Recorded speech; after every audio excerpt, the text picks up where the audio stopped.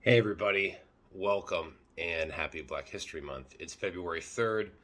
I'm a little late to do this, and I've wanted to do this for a couple of years, but every day in February this month, because it's Black History Month, I'm going to be picking a card from the Civil Rights Movement deck. This is from the Library of Congress knowledge cards. I thought this is really cool.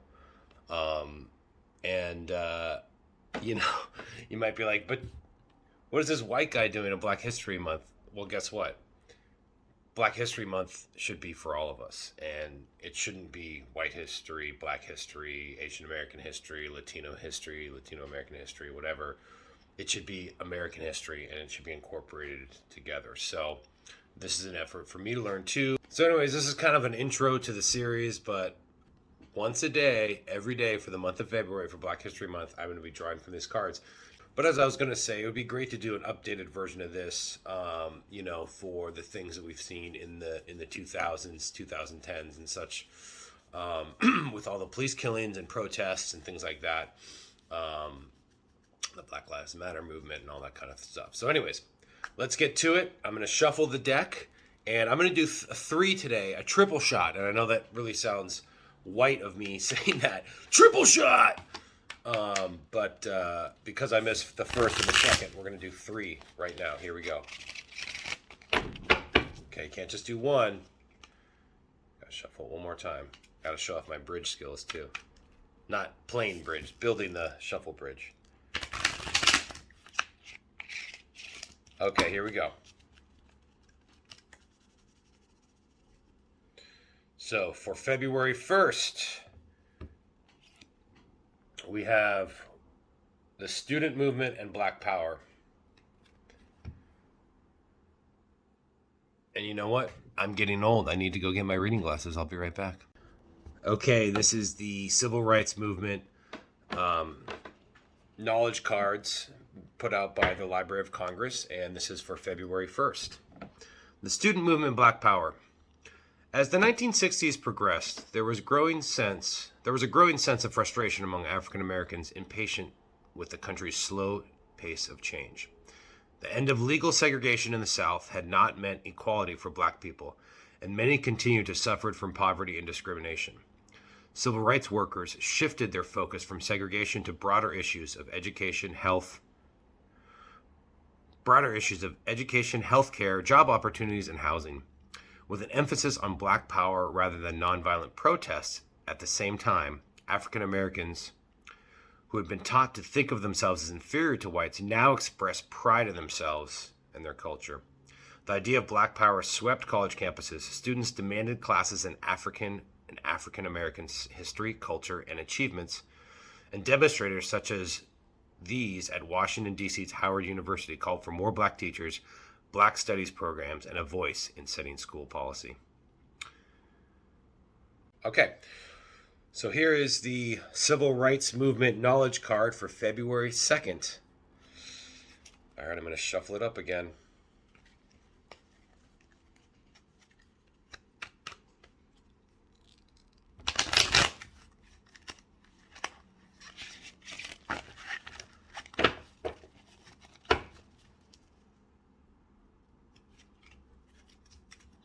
Okay, one more shuffle. You can't always do just one. Okay, here we go. E.D. Nixon, born in 1899, died in 1987. When Rosa Parks first arrived, refusing to give up her bus seat to a white man, the first person Parks' mother called was E.D. Nixon, leader of the Montgomery, Alabama NAACP, the Progressive Democratic Association, and the local chapter of the Brotherhood of Sleeping Car Porters. Nixon had worked with Parks at the NAACP for many years. After bailing her out of jail, he asked if they could use her case to challenge the segregation laws. She agreed. The next morning, Nixon called together Montgomery's black clergy, including 26-year-old Martin Luther King Jr., to plan a bus boycott protesting Parks' arrest. He served on the executive board of the group that guided the boycott, telling a mass meeting in 1955 of his 20-odd year fight for the future equality of black children. Well, hell, I changed my mind tonight. I decided that I wanted to enjoy some of this freedom myself. We've done 2 already, February 1st and February 2nd. It's February 3rd, so let's go. And I always got to shuffle them first.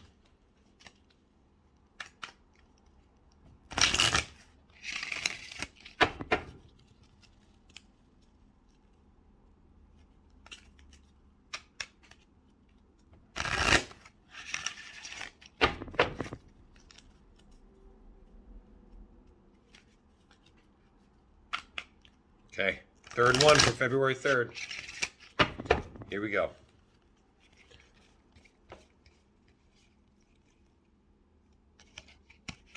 Okay, this is one that a lot of us already know, but it's good to, revisit all the history and remind ourselves.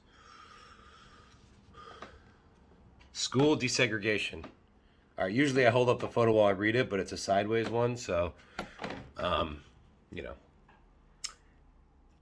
In the 1930s, the NAACP lawyers pursued a strategy to overturn segregation education by attacking Plessy v. Ferguson, the 1896 Supreme Court decision declaring separate accommodations for African Americans making,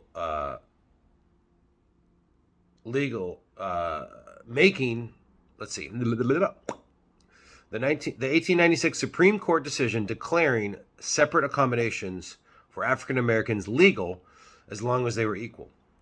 They sued for admission to white graduate and professional schools, since most states did not have separate law, medical, or other graduate schools for blacks. In 1935, Charles Houston, shown here, Charles Houston Thurgood Marshall, Charles Houston shown here, and Thurgood Marshall standing. Excuse me, I'm reading this sideways, so I'm trying to hold up the picture and be nice, okay? Who was rejected by the University of Maryland's law school. They argued that without a black law program, Murray had the right to attend the white school, and that giving him financial aid to study in another state would not provide an equal education, since he intended to practice law in Maryland. Houston and Marshall won their case in Baltimore City Court, a landmark victory foreshadowing the breakdown of a legal defense of segregation. So this was actually kind of, I believe this was before the Brown versus Board of Education. This is sort of the precursor to it, talking about colleges, because the other one was about grade schools and primary school. And I do want to make a comment about today's sort of self-segregation. I don't want to say self-segregation because it's not like it's a choice, but it's pretty obvious that, at least here in Oakland, schools are pretty segregated. Now, you do have a cultural mix, and I think Berkeley does a better job about busing kids around, but basically, the rich areas in Oakland are more white, and the poor neighborhoods are more black. And that's not 100% the case, because there are rich black people and people in those neighborhoods that aren't white. But when you look at it, that's really how it shakes down. And there's also this weird lottery system that works in Oakland, that is supposed to make it equitable, that you take the lottery, and if you live in a poor neighborhood with a bad school, you can get in the lottery and go to a better school. But there's a lot of, like, and I don't even, my child's not even school age yet, but I do know from others' experiences that there's kind of like some back dealing stuff to sort of like ensure that you go to the good school, like some affluential things going on there. So anyways, I don't know the complete details, so I'm not going to pontificate on it,